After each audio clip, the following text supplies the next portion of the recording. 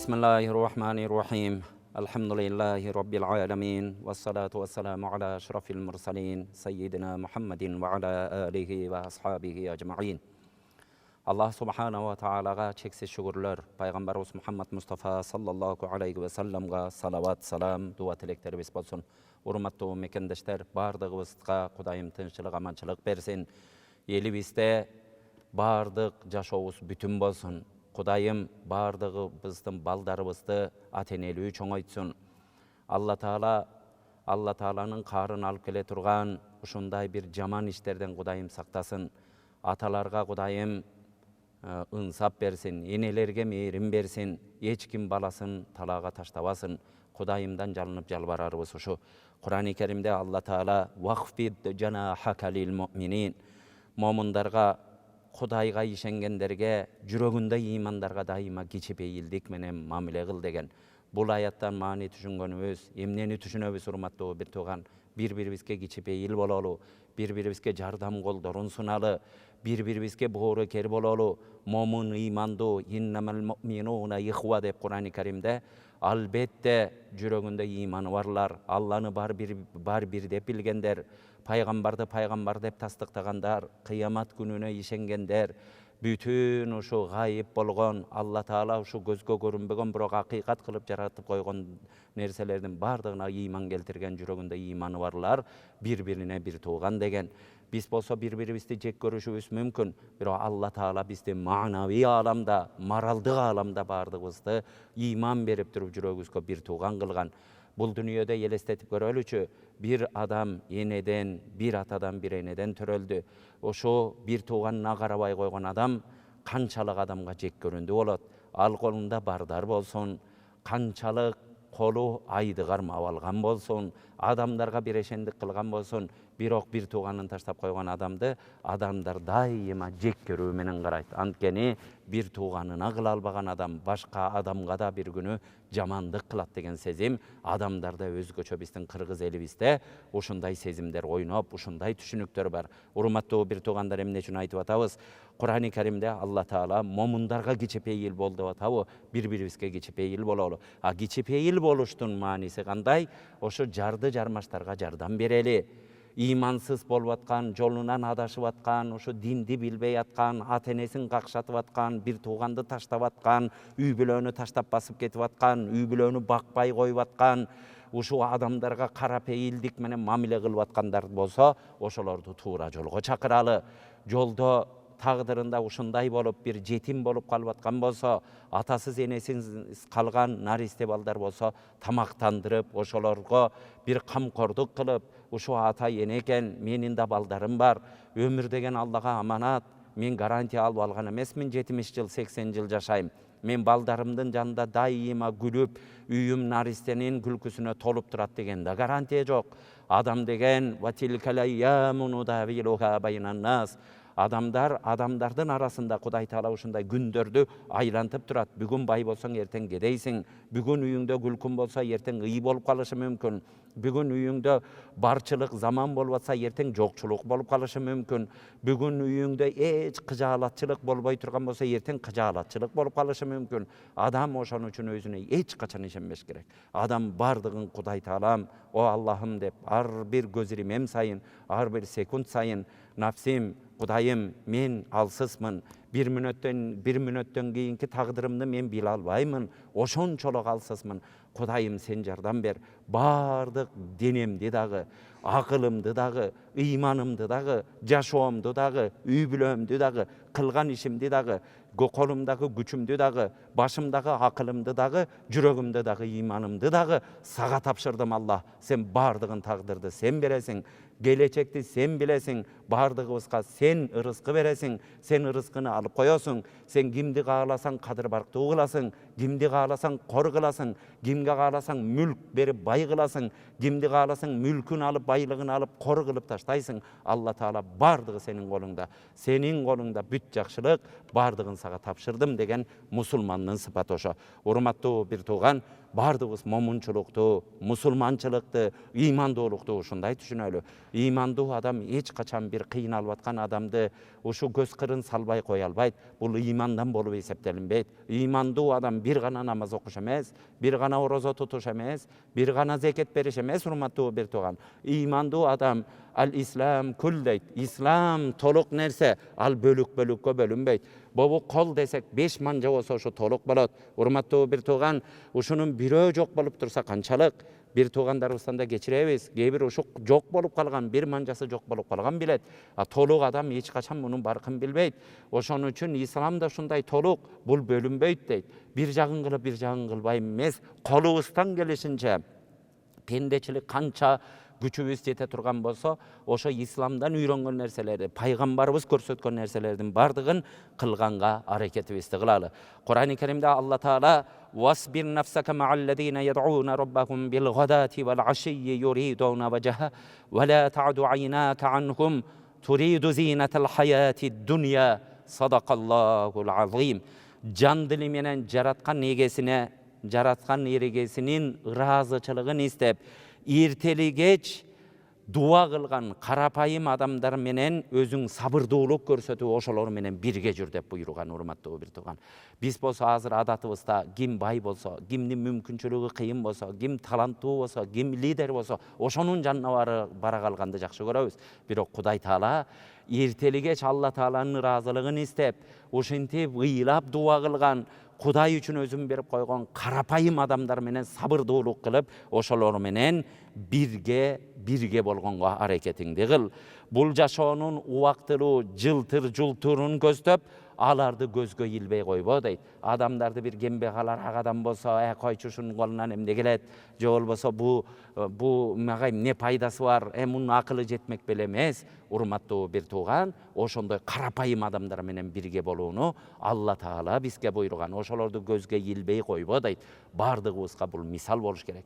Бизди жараткан Кудай ушундай акылман, ушундай даанышман, ушундай бир курт кумурска алманын ичинде ушундай жибектей болгон, ушинтип ушаласаң жок болуп кеткен бир куртту жаратса дагы ошону алманын ичине жаратып ошону ырыскыландырып аткан. Биздин каныбыздын канча скоростта, канча ылдамдыкта, канча градуста, канча температурада айланып атканын, канча анын өлчөмү болуп атканын эч биринин бизден да жакшы биле турган Аллах субханала таала ааламдарды жараткан, галактикалды планеталарды жаратып, жер, күн, ай жана башка планеталарды бири-бирине кагыштырбай айландырып, триллиондогон жылдар санап санагына жетпеген жылдар менен Аллах кыяматка чейин башкара турган, бардыбызды кыяматта тирилтип алып туруп кайра жоннат тозок деп ар бирибизден эсеп кыла турган ушундай бир күчкө ээ болгон, өлбөс болгон, анын абалы да болбогон, ал изелки болгон, анын ахыры да болбогон ушундай бир Алла Таалабыз бар. Урматтуу бир тууган, ошондой Алла Таала ушундай деп бизди карапайым адам менен, дуа кылгандар менен, Алланын ыраазычылыгын издегендер менен, күнү түнү көздөрүнөн жаш агызып ушинтип отургандар менен сабырдуулук кылып ошолор менен бирге бол. Ошондой алсыз адамдарды көзгө илбей, аларды мындай жаман мамиле кылып койбо деп буйруп атат. Бардыгыбыз буга өтө көңүл буралы. Дайыма бир колубуз күндү, бир колубуз айды кармап алган даражага жетсек дагы бутубуз жерде болсун, урматтуу бир тууган. Бутубуз жерде болсун дегени ошондой карапайым адамдарга көңүл бурганга аракетибизди кылалы.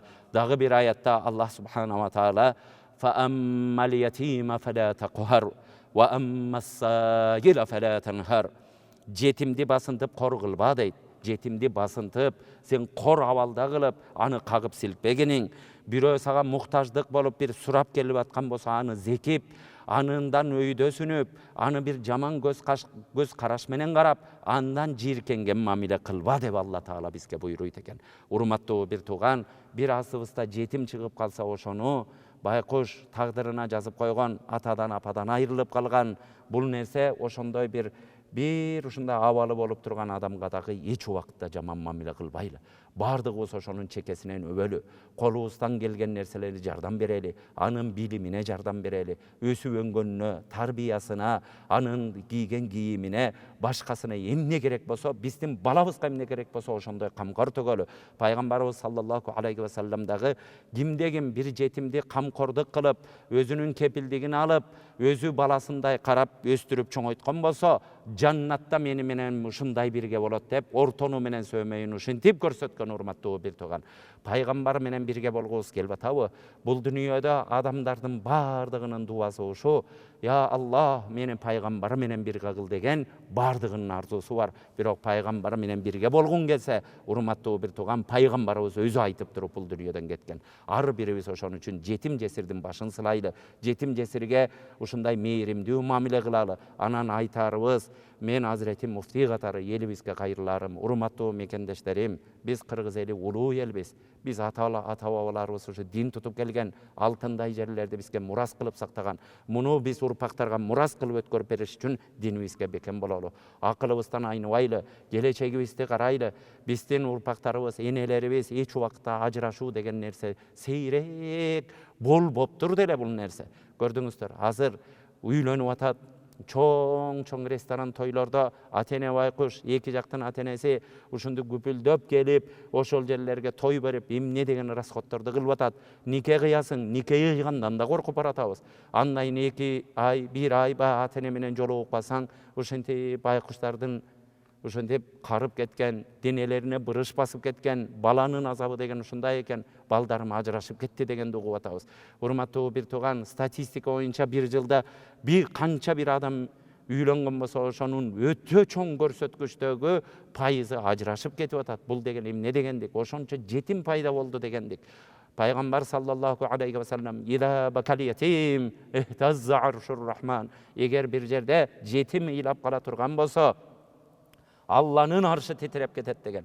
Ар бир айылдарда канчалаган жетимдер калып атат. Туура тагдыр экен.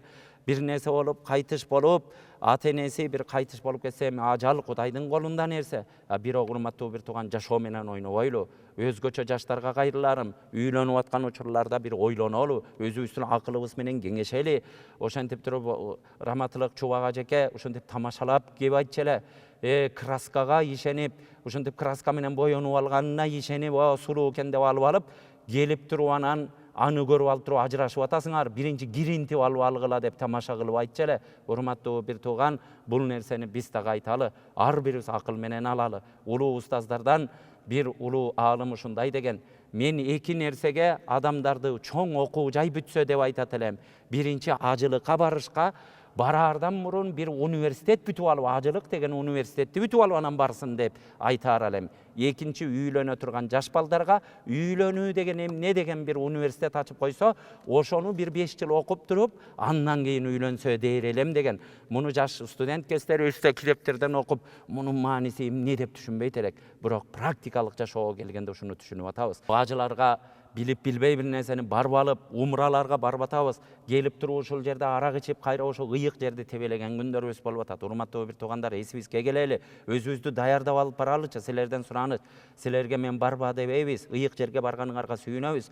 Бирок баргандан кийин ошол ыйык жерге бардың, насип кылды да, ошону дагы бир ойлонолу. Экинчи нерсе, эми бүгүн темабызга кайтып келели. Урматтуу жаштар, ушунчалык ажырашуулар көп болуп, жаш балдар жетим болуп, ойлонолу, сенин каныңдан жараткан бала бирөөдөн кагуу жеп, сен түрүүлөй жүрөсүң. Бирок балаң ар кимден наристе, эчтек колуна келбеген бала ар кимден кагуу жеп турганы бул жакшылыкка алып барбайт.